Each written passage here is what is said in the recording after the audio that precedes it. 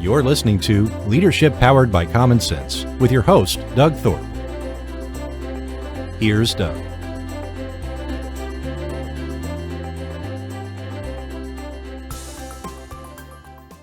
Well, greetings, everyone. You're listening to Leadership Powered by Common Sense. I'm your host, Doug Thorpe, and today we're going to take one of my occasional tangent trips, I think. I enjoy being able to bring a special guest every now and then that has a slightly unique and different angle on helping us with our leadership abilities.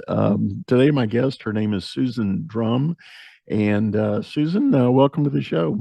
Thank you so much. I'm great. So glad to be here with you. I hope I've created enough mystery now, and I'm going to kind of let you tell your backstory and explain a little bit about the journey to how you got to doing what you're doing for helping people today. Yes. So I am a CEO coach and leadership development consultant today. And I've had the great fortune of coaching billionaire clients and high-profile political figures and incredible entrepreneurs set out to disrupt the marketplace, and even Fortune 100 teams, senior executive teams, and helping them be better. And I have a pretty eclectic background that brought me to this place. I've been doing that work for 20 years, and my career took a bunch of twists and turns that all play together in what I do today. That is so often the case. And some of the best coaches I know have definitely had those journeys, whether it's in actual corporate roles or entrepreneurial experiences. And there's nothing like being able to call on a coach who is legitimately someone who can say, I've been there, done that. I feel your pain. I know what you're dealing with, and here's where we can go. So I think part of the mystery I tried to set up there, you've got one dimension of your practice, as I recall it from our early talks. There's a role that music plays in this somewhere along the way. You want to reveal that to us? Yes. I've just launched a book called The Leader's Playlist, and it's about how to unleash the power of music and neuroscience to transform your leadership and your life. And in the book, we talk about how there's essentially two parts to it. We talk about how our traumatic events or childhood wounds, and we've all had them in some form, something that we had to overcome in childhood shows up in our leadership today. And in some cases, it made us who we are, and they're superpowers that we bring to what we do. But I also tend to look at it as there's also overused can be a liability. And that liability gets in the way and creates a ceiling on your leadership effectiveness. And that's what I've seen over and over. And all the leaders I've coached, they weren't reacting to what was really going on in the moment. And to some degree, yes, partially, but their reaction to it had its roots dating way back. And so it's not only looking at that from a unique diagnosis of the issue, so to speak, but it's also a highly unique solution, which is how do we use the power of music to shift these deep-seated patterns? And I go into all the neuroscience behind how the music affects their brain and how you can actually harness that to become a better leader and a better human. Wow. So what I'm hearing, and I'm going to ask it as a question, is this thing you're talking about, the root cause of creating these caps in leadership effectiveness. Is that the same thing as what some people call limiting beliefs? Yeah, it has its roots for sure in limiting beliefs, but it's almost like, what is that, what I call the background playlist. Now, we use playlist, the term playlist, both literally and figuratively. So when I'm saying it figuratively, there's this background music that's playing in the background that causes you to pay attention to certain sets of information and data versus others. And it is so insidious in a way. It's like the water we swim in, we don't even realize it's going on. And yet, it's what's driving us. So another way to put it is, what are you really trying to prove? What's something that what are you doing out there in the world? And what are you trying to prove, and who are you trying to prove it to? That's sometimes an entree point to look at. What is that deeper seated motivation that can be a good thing, but also have a dark shadow side? I'm thinking, and I hope I'm connecting the dots properly, and please tell me if I'm not, but I'm thinking of a situation I was involved in. I was coaching a high-level executive at a Fortune 100 company, and he was lamenting that there was one guy, one rung above him, that was the classic smartest guy in the room. Yeah. Every time they had a meeting, this guy would show up and he would kind of dominate everything. Mm-hmm. And we talked about it for a while, and I challenged my client. I said, what would happen if you got him one-on-one and said, I'm going to give you credit that you are the smartest guy in the room. You always have been, you always will be. So we don't need to have that demonstrated to us. I want to talk about a way that we can better relate on the things that are going on, because we've got people coming to these meetings that have good ideas, but they get shot down so fast. We need a different way of processing this stuff. And at the end, your idea might be truly the final answer, but we need a better process to get there. And my client said, he grinned and he said, well, I've got a 4-hour private jet flight with this guy tomorrow, and I'm going to have plenty of time to try that out. And I said, well, good luck. So 2 weeks later, I was back with him again. I said, how'd that go? And he said, actually, it went amazing. He said, I confronted the guy, used almost every word you told me. And he said, the guy sat back and said, I had no idea. I'm stunned, but I hear what you're saying. And I realize that I'll leave meetings and I'll say to myself, I think I upset some people.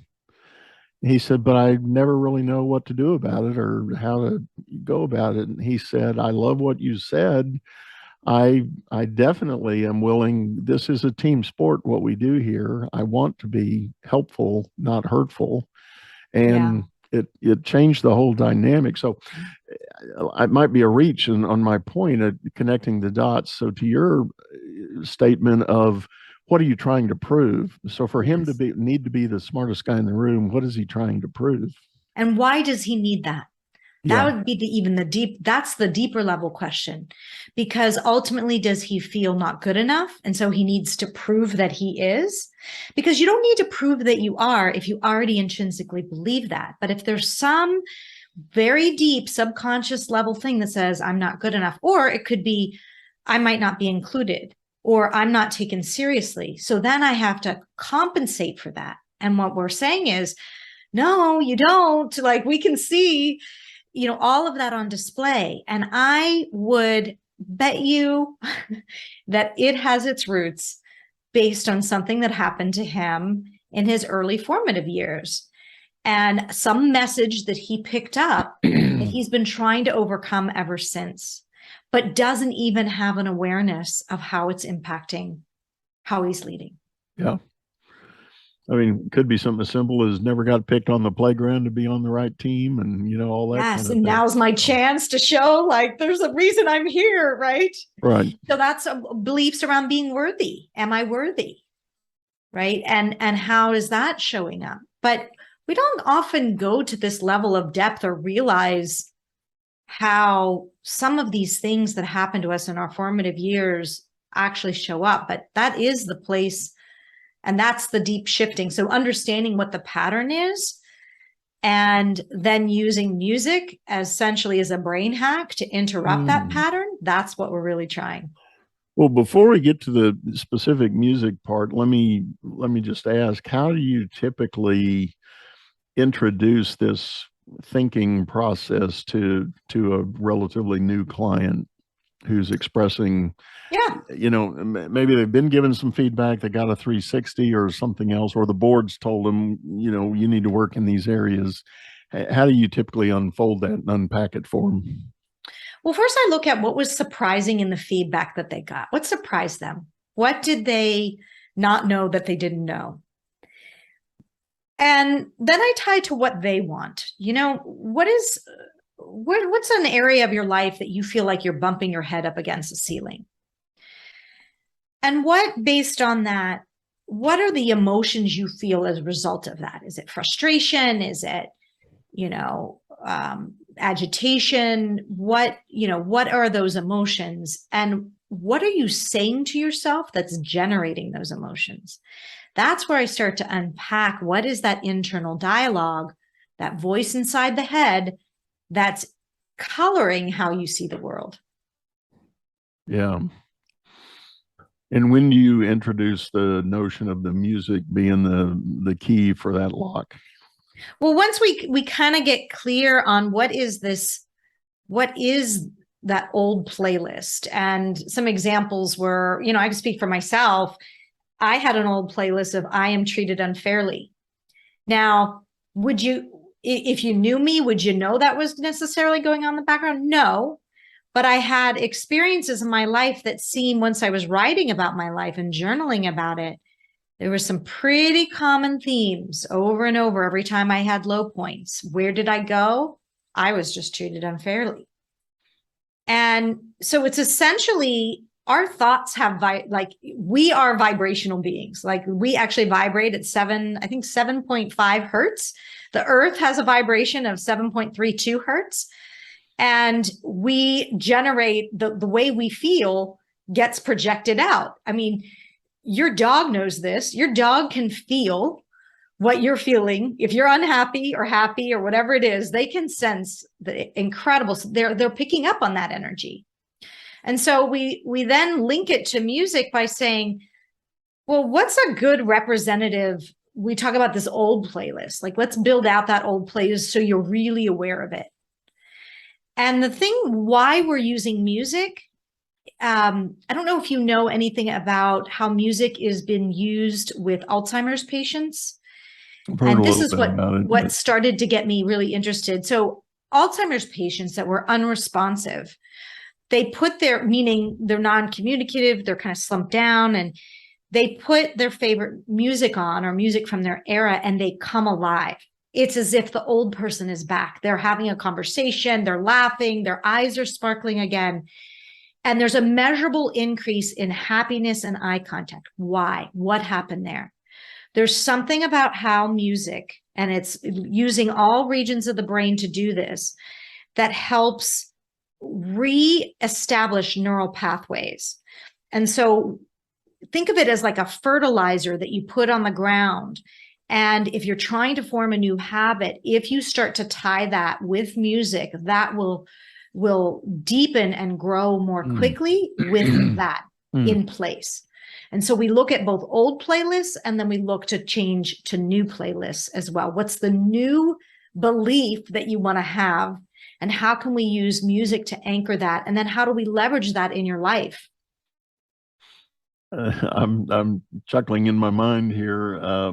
Just last week, my wife and I and some friends had a chance to go to a Beach Boys concert. They were coming through town. And no, it's not the same original five, but it is two of the five that are still with the group doing the tour, and they've got some amazing replacements for some of the parts. But listening to that whole show, and they played their whole songbook, it of course takes us back to that yes childhood. We're children of the 70s and 60s and 70s, and that was, good times and good vibrations.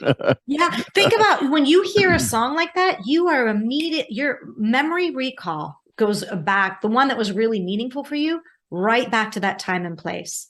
Yeah. Think about it. If the music has power to do that, then what I've written about in the book is music has the power to help us shift behavior when we really need it, because changing behavior can be hard to do. We have already grooved a pretty deep neural pathway of the way we are. So people say, well, can people really change? I don't believe that. Yes, they can. I mean, I've seen it, but usually requires a lot of effort. And so in the book, I'm using music as a way to help aid that process, because you can groove new behaviors and patterns and ways of looking in the world as you practice getting into the energetic state that the music you select will have you be in or want to be in. I'm always careful when I get into this realm, but I happen to be a little bit of a geek on the brain science studies that have been done in the last, I'll say, 5 years or so.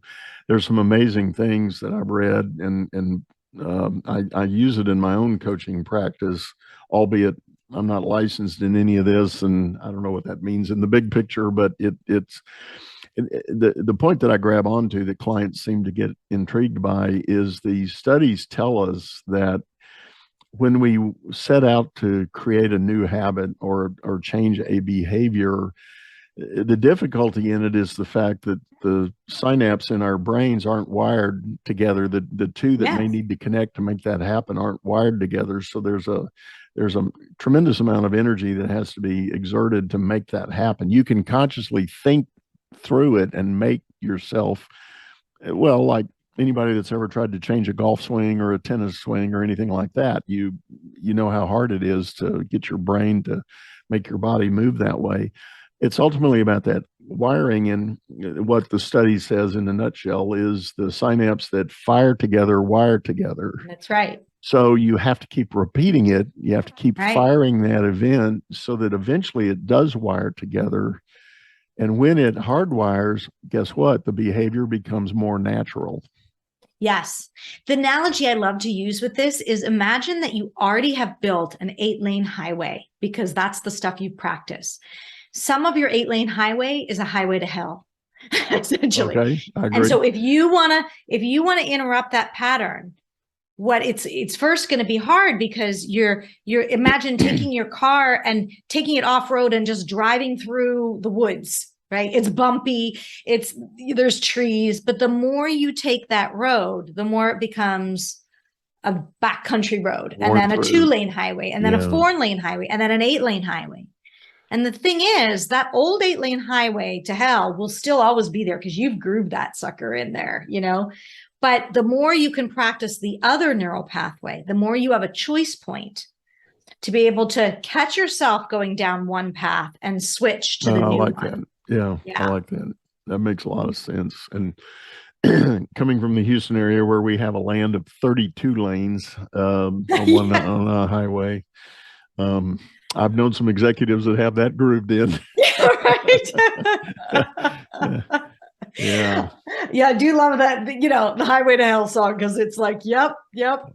So back to the music thing, and in the process of coaching with this, is there a literal playlist that you talked about? You talked about the figurative playlist, but what about the literal? The literal is working, I've got in the book, I talk about a 7-step process to go through to both identify the old playlist and an anchor song that will help catch you when you're going down that 8-lane highway, as well as how to create the new playlist and how to find the music that will best anchor that piece, and then how to leverage that in your life. What's a plan to implement the playlist? How are you going to use it to really transform your leadership and your life? So that's essentially at a high level the process, but I go through each of the steps and give some plenty of examples. So in the book, I talk about 9 different leaders and I tell their stories. And usually out of those are the most common wounds that I've seen, childhood wounds show up, and how they switched and what music they did. So usually most people can resonate with one of those 9 or create something similar for themselves. I may get you to list all 9, but is the perfectionist one of them? Yes, absolutely. Yeah. I ask that because I seem to frequently run into that with clients, and my experience tells me the person that either declares outright they know they're a perfectionist, they know it's a hurdle, and they know it's a hindrance to their effectiveness. It's either that or the person that professes they stall.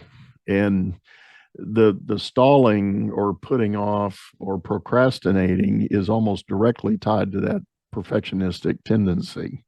They Yes. stall because they don't think they can do it right, so they don't do it at Yes. all. Yes. Yes. Or I have to analysis paralysis, right? I have to do one more iteration Yeah. to get it, because all they can see is where it's not perfect. Yeah. Just for the sake of the discussion, can you hit the 9 real fast? Sure.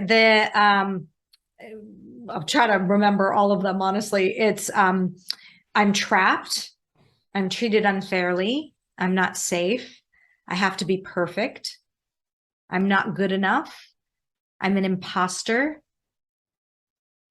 I can't remember the other ones as well, too. That's okay, and I'm sorry I didn't want to put you on the spot. No, I'm like, okay, I gotta remember them all, because when I hear them, when I can, that's the thing, I can really hear a leader's limiting belief when they talk and what is going on. And I think it's sort of using that skill that makes the difference in helping them hear it. And I think giving the examples does wonders for people to see themselves in the leaders I talk about. Yeah. Well, I apologize for asking the question. I don't want to send you off in one of those directions, but you mentioned the imposter situation, and that's another one that I get a lot of question about. People inevitably, and almost everyone will admit some level of imposter syndrome based on their career trajectory. They get promoted to a certain level, and they're really worried. All of a sudden, that kicks in a big way. I had a gentleman in financial services not long ago that had been hired specifically to be the heir apparent of a large department in a good size bank. And I won't name names, but they put him in. There was about a 1.5 year transition period. And then the original leader of this unit did his retirement, and this guy was elevated as promised into the role. And he said it was weird. He said for all that run up and all that prep, and he felt really good about the relationship he had and how it was unfolding. The day he got anointed, he just felt like an imposter.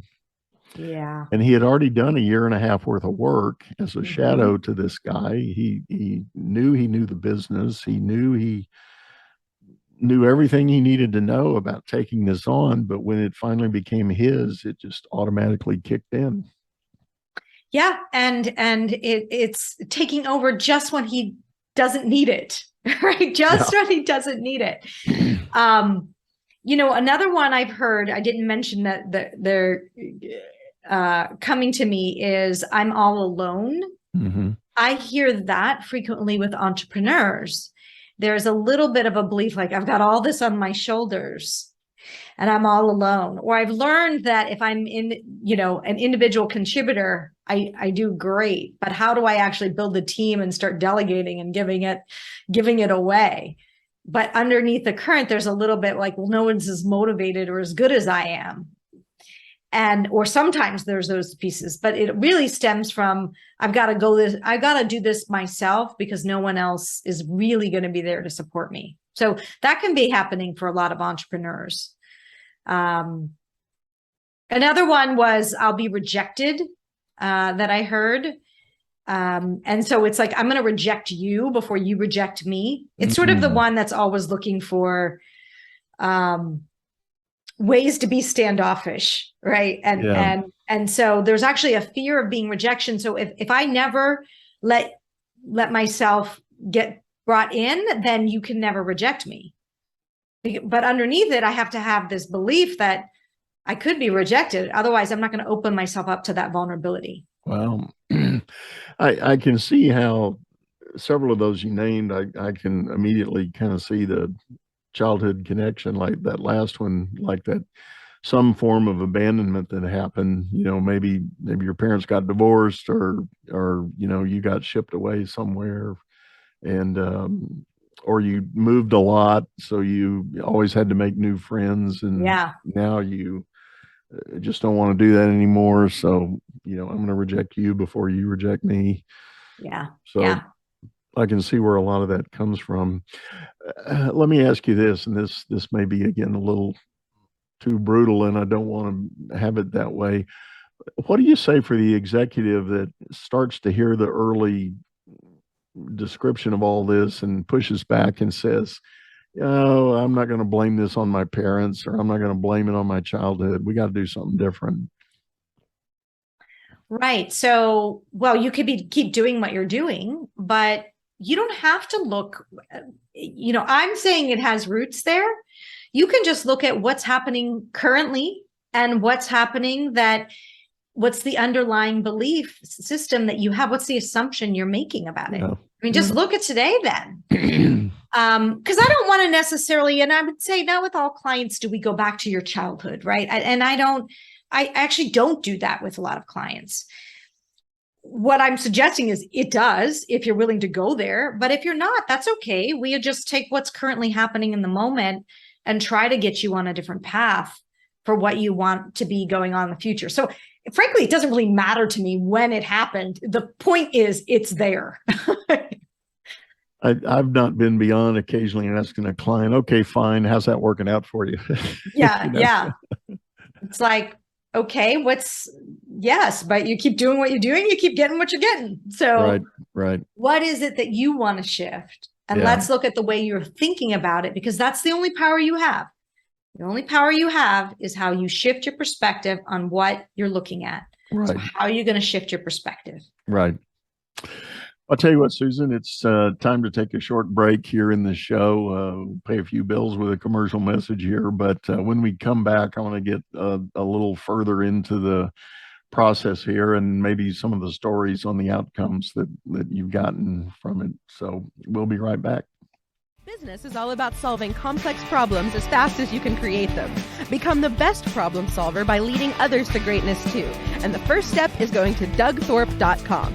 Doug Thorpe is known globally for coaching entrepreneurs and business leaders, improving their performance and the work output of everyone surrounding them. You can find health, wealth, and happiness by learning to lead others to health, wealth, and happiness. Go to DougThorpe.com now and order Doug's books or hire him to coach your managers. That's Doug, THORPE.com.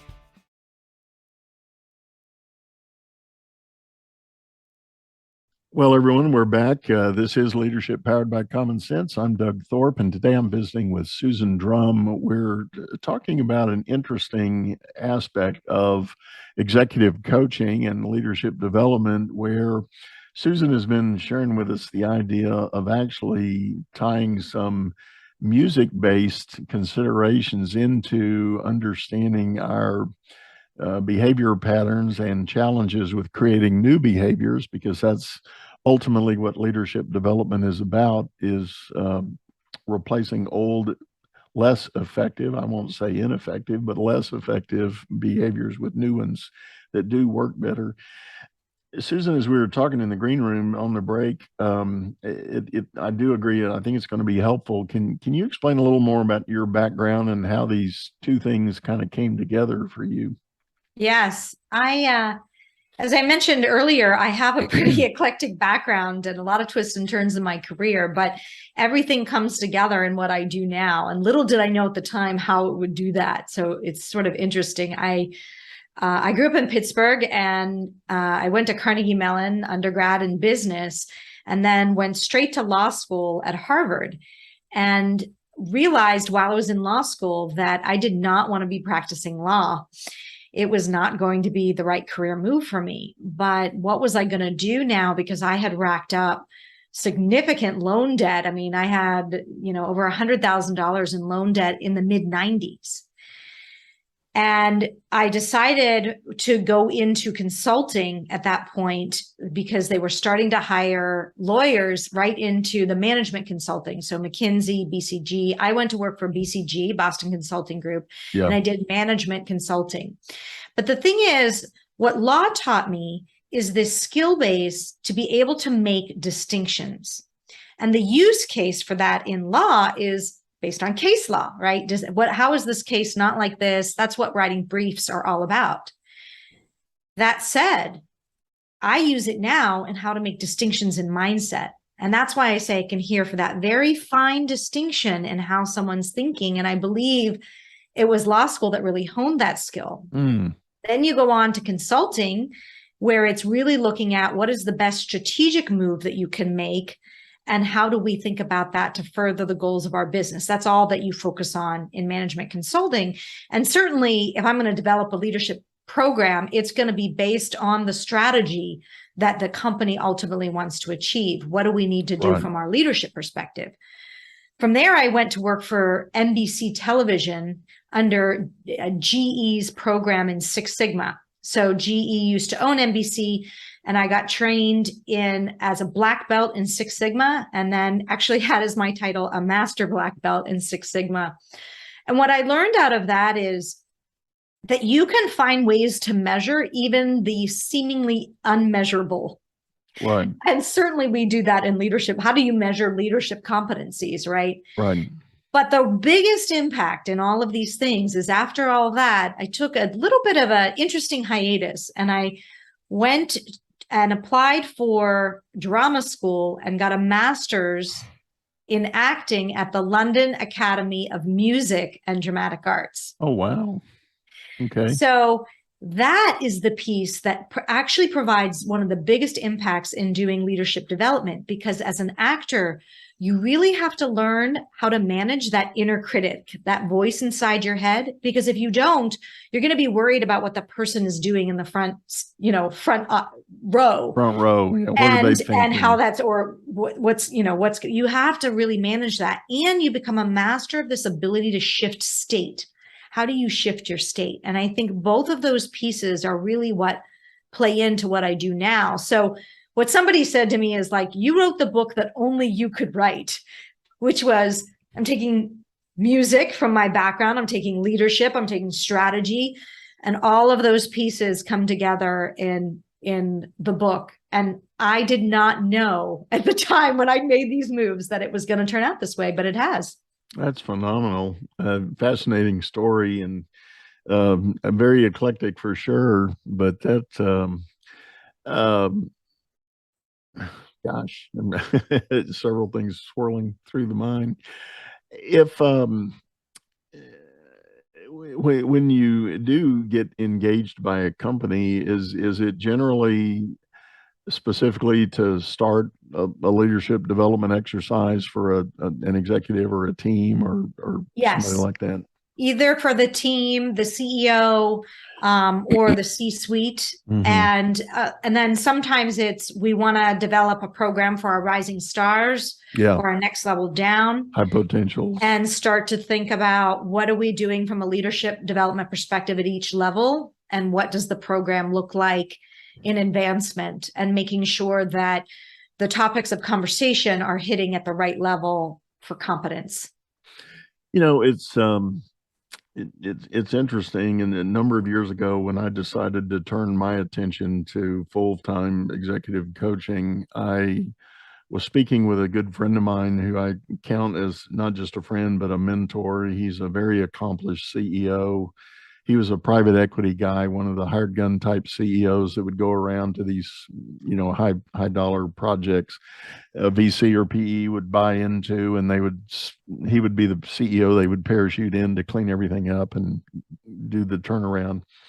So well seasoned. He did it a half dozen times or more. And anyway, had great insights. When I told him I was going to do leadership development, he shook his head and he goes, "Nah, you're not going to work." And I said, "What?" And he said, "Here's the problem." He said, "I'm with you that leaders in companies need that." He said, "But you're never going to be able to sell it." I said, "Really? How so?" And he said, "Here's my take. I've been around the whole globe," and he's European by birth, but had been here in the U.S. most of his adult life. But he said 5% of the CEOs in the world understand leadership, no more. He said 5% will really get it. So if you want to sell leadership development, you got to find those 5% that already know it and already understand it. They're the only ones that are going to buy it straight up.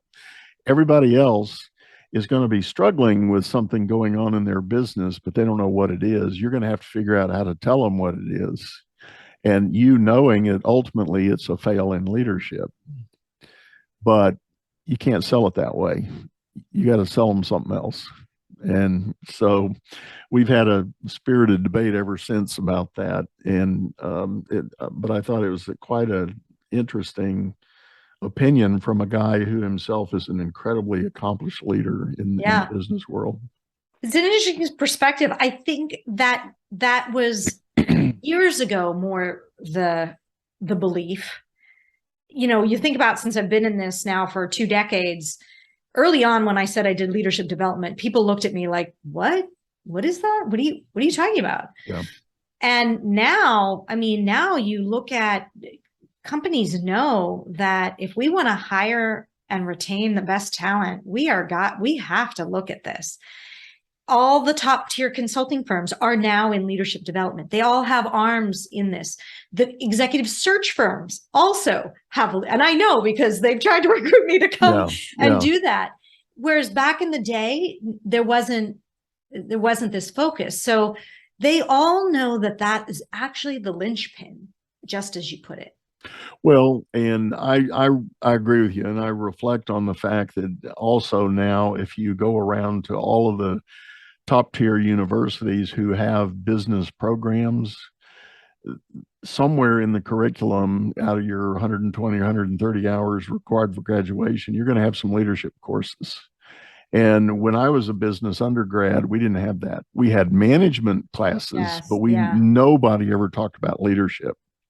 Yes. As a theme. And like I said, now there's whole, 6, 9, 12 hours of leadership development that's being done in the university. And the few that I've actually had firsthand experience with, they're good programs. It's good content and very thoughtful and very insightful. Yes. Yeah. It's great to see the shift, and a lot more coaches have gotten into it too. Oh yeah. Yeah, Definitely a whole lot more that are kind of making that pivot and going through. Do you have kind of a top of mind story that can sort of demonstrate the significance of making a shift like this as a leader?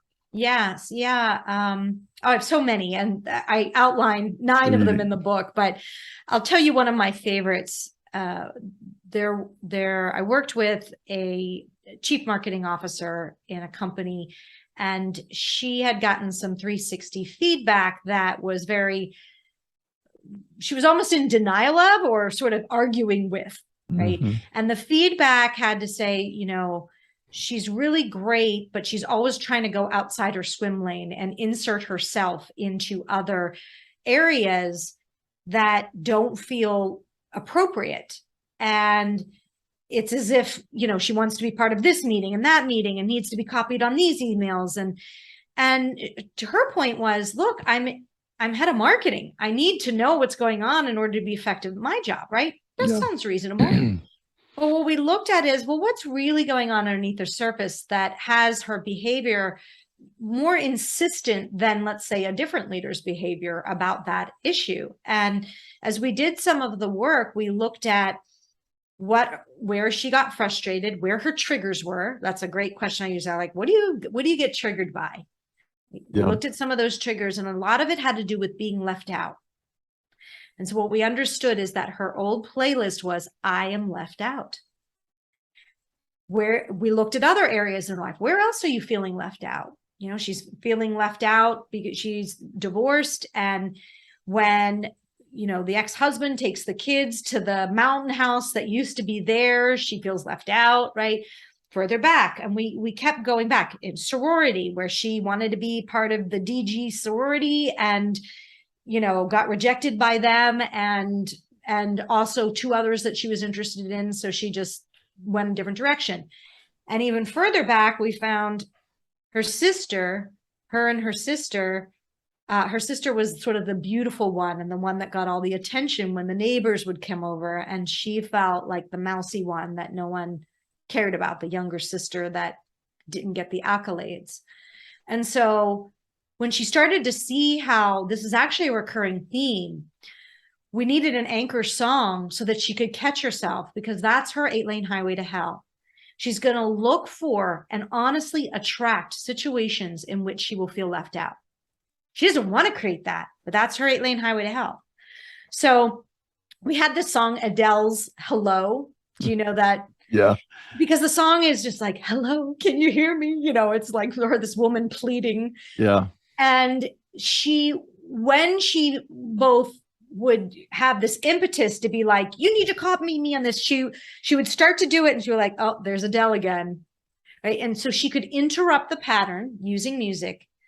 And then we created a new playlist, which she titled it, I Am Welcomed. And there were a series of songs that really had her feel this state of being included and welcomed. And then her assignment was to start to look for ways in which that is occurring in her life, like put her attention there, not on where she's being left out. And so she would come back and report on, I was invited over by the neighbor for a glass of wine. Great, right? Oh, I noticed I was included, with a couple of other people to go play tennis. Wonderful. Then we started looking at work situations. Where are you being included? And the more she could put her attention on that, she started to relax needing to insert, because she could actually see the breadth of it. Yeah. And then the hardest things where she had relationships that weren't working at all, she found a way to just take that person to lunch and say, hey, you know what? I know you got your business. Let's talk about what would both help me and you, and be able to create a new pact for how we work together. And now they have a great relationship. And they actually said she's actually a joy to work with. Whereas before I kind of dreaded, like, oh, we gotta insert Leslie into this situation, right? Now they even treated her welcome, and whereas before they didn't. Yeah, fascinating. I'm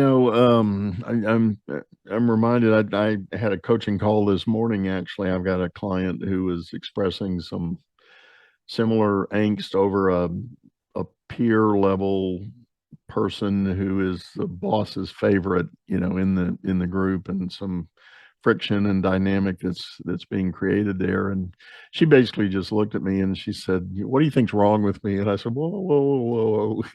That's not the right question. Right. I said, what's driving that question? Yeah. And I told her, I said, that's not the right question. The question is, what's triggering what?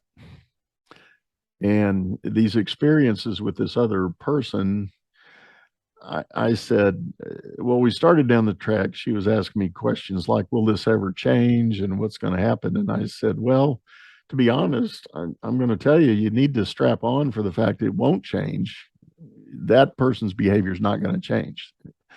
But what triggers your thoughts and your reaction to it, we can work on changing that. And that's what we need to, that's the question we need to be asking. Yes. So we had an ongoing discussion about ways we can dig a little deeper into that. And I basically just started, I have a favorite online personality test that's a very effective one that is not the expensive ones you have to subscribe to, but it's been helpful to help reveal some of the underlying motives, values, and drivers that people have from their core personalities that give them the opinions they've got or the reactions they've got to situations around them. But I'm sure even at another layer is what you're talking about, and that's where it would be ultimately good to go. But well, Susan, this has been great. I know we're kind of coming up on time here. Any parting thoughts? You want to try to sum all this up and put a bow on it for everybody?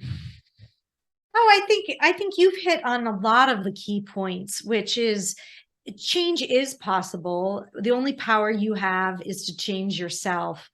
And that comes with a shift in perspective. And sometimes you need a coach or a process that will help you see things in a different way.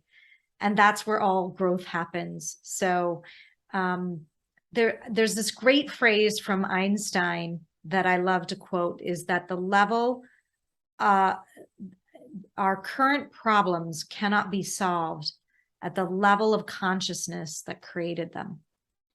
Yeah. I'm familiar with that quote. Yeah. So, and that goes for all sorts of different levels of problems. So there's got to be a shift in thinking in order to solve the problem. Which is very closely related to that thing of, keep doing the same thing and expecting different results is the definition of insanity, right? Yeah. Yeah. But, as human beings, we so hold on to our beliefs about the way it is. The way it is. Every time I hear about the way it is, I want to be like, oh. Well, and there is a good prevailing thought that is emerging in leadership circles, and I think Marshall Goldsmith was credited with it. What got you here won't get you there. Yes. And I love the sentiment that is encapsulated with that. And so many times leaders, as they move up an organization, they assume that you got here because you did well at X, Y, and Z in the rearview mirror. But the reality is somebody somewhere sees a different kind of potential and they want you to move into that level to do the potential thing, not the past thing. Yes, absolutely. I love Marshall. He wrote the foreword to my book, actually. Oh, good. So he is phenomenal. And so that in itself, what you just outlined is a perspective shift that needs to happen, right? Just you're in a new position and what's required of you is different than it was when you were in your old position. Right. So you've got to adapt and shift correspondingly. So good. Well, Susan, thank you again. This has been great. Appreciate you spending time with us. Thank you. And, you can find the book. It's called The Leaders Playlist. If you go to leadersplaylistbook.com, it's got all the information there. That's great. And we will have that information in the show notes. So hop over on my website or any of the streaming services. You'll get those show notes with that link, and we'll be sure to share it with you. I do want to remind everybody that if you're listening on audio, we do have a video version of this over on YouTube at the channel by the same name, Leadership Powered by Common Sense. Hop over there, subscribe, leave us a comment, give us some feedback, let us know what you think. And one last time, Susan, thank you. Thank you. And thanks for this great podcast and the work you're putting out in the world. Yeah, I appreciate it. Thank you. Well, folks, we're going to sign off, say goodbye, and thank you for spending your time with us. We hope to hear from you soon. Take care. All right. You've been listening to Leadership Powered by Common Sense, hosted by Doug Thorpe. If you would like to know more about the coaching and advisory services he provides, visit dougthorpe.com.